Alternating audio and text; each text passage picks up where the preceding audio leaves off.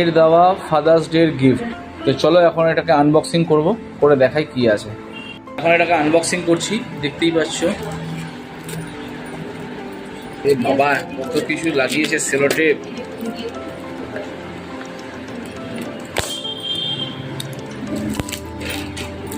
Wow, দেখে মনে হচ্ছে এটা কবে করলি বেটা?